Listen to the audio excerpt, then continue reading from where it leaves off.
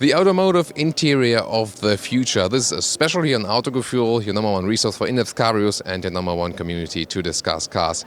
Today with me was Tom from Thomas from the IAA Motor Show and Leo Schürhaus from Yanfeng Automotive Interiors.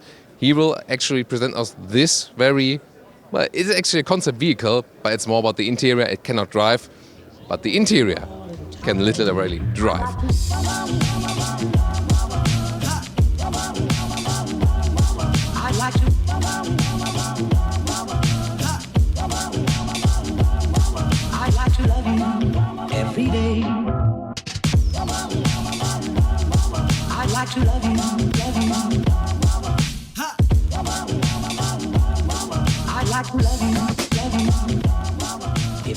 So maybe just show us, what's special with this one here. I see it's basically rather a lounge than a car.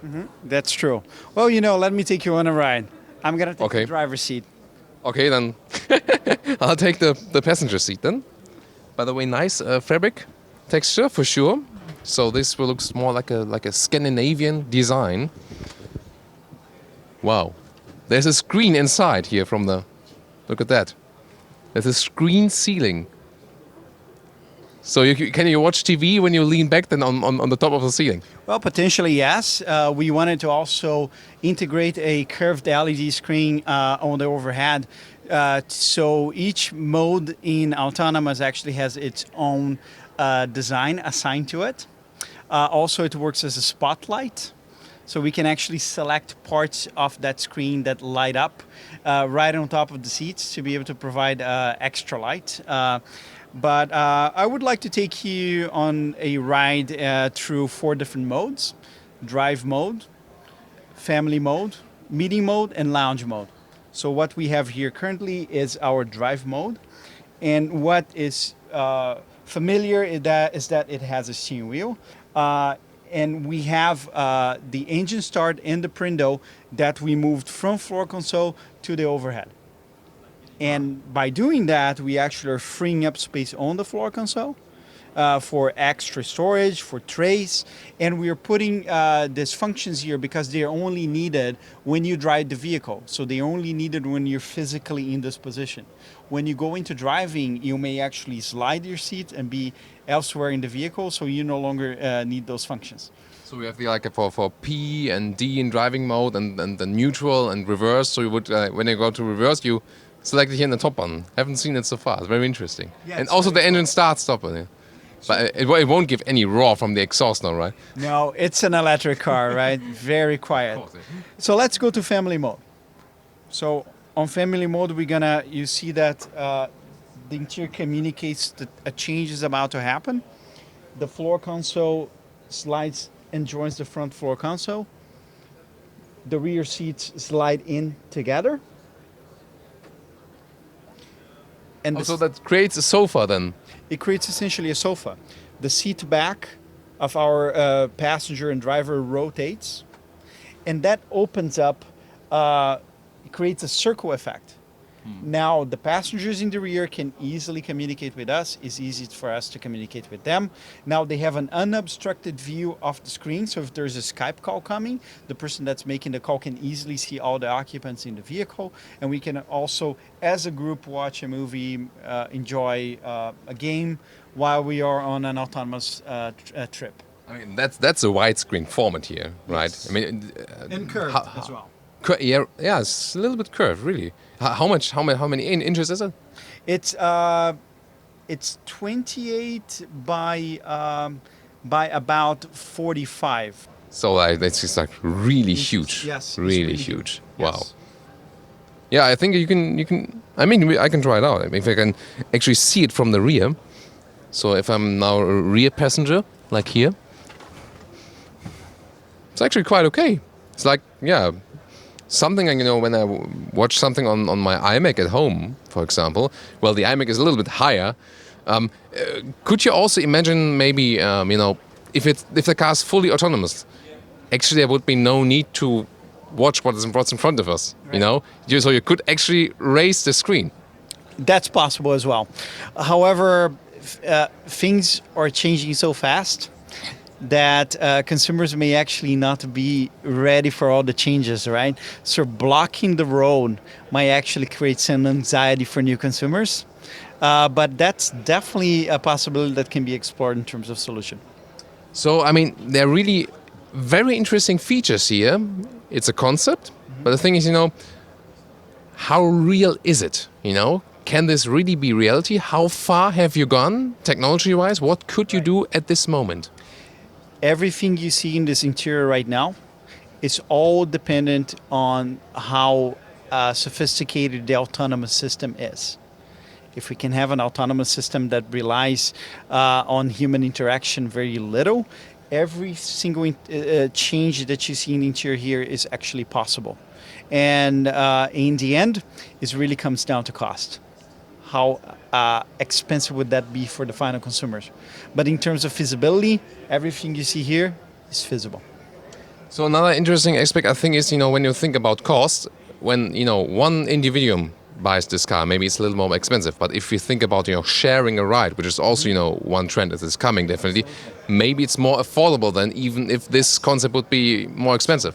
I believe that new mobility sharing platforms, ownership models that will allow people to have better cars, more sophisticated cars that they get used for a share of time and only when they need it.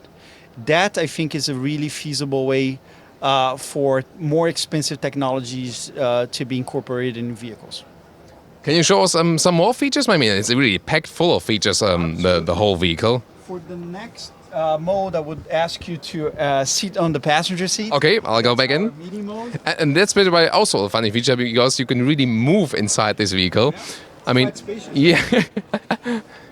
Yeah, the thing is, there's no real middle tunnel for transmission or whatever, so you have really some space to work with that. So on meeting mode, the rear seats, they separate, they move away. The floor console and the driver's seat slide all the way to the back. That's interesting. So you can, for example, if I want to store a bicycle here or so, that will also make room for that. Absolutely. So we can see now here when my seat is standing still and his seat is sliding back, we can see now the difference from a normal driving or autonomous driving position. Your seat now rotates 180 degrees. That's funny. And so if I would work against it, I mean, is the motor strong enough? It should be strong enough to hold it, yeah. So I'm not doing it, by the way. It's just really the motor is doing it.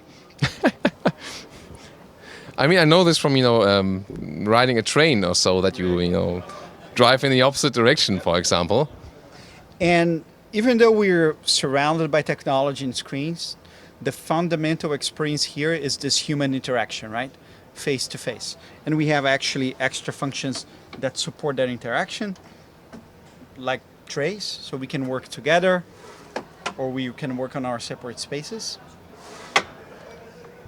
So that would actually come handy. For example, if I have to do some work for Autogefühl and maybe I'm stuck in a traffic jam, I can then put up the laptop and really work while driving. Absolutely, that's the idea.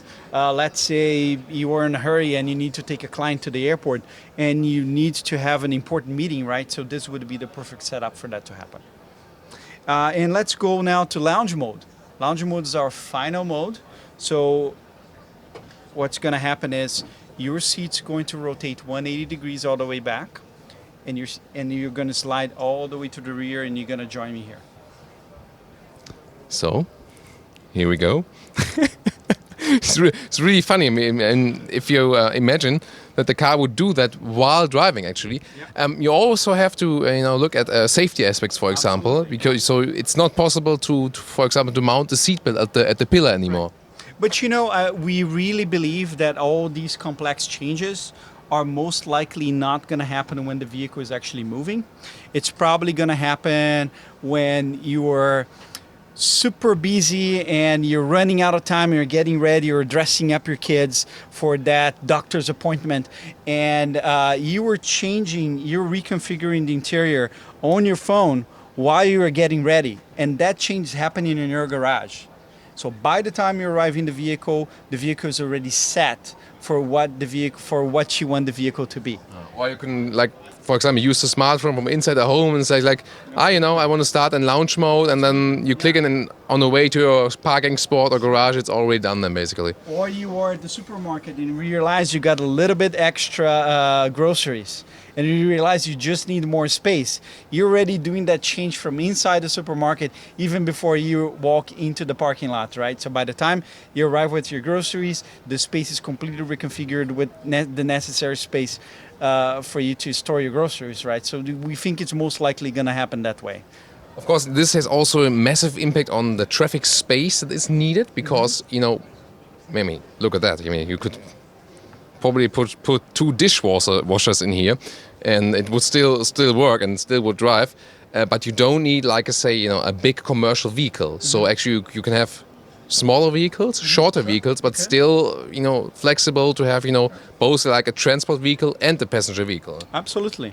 Also, we like to tell a story here on lounge mode, which is our final mode, is that just imagine that you just worked for 10 hours and you're about to face a 1 hour and a half commute from work back home, and currently you're already tired, you have to drive your vehicle, and it's a very stressful situation. But with this setup, with an autonomous setup, it's basically you are already in your living room even before you arrived home, right? So you're gonna experience the next 1 hour and a half, which is usually very stressful and boring, but now you get to just relax, watch TV, or maybe you decide to take the last meeting of your day, of your busy day, in the car, right?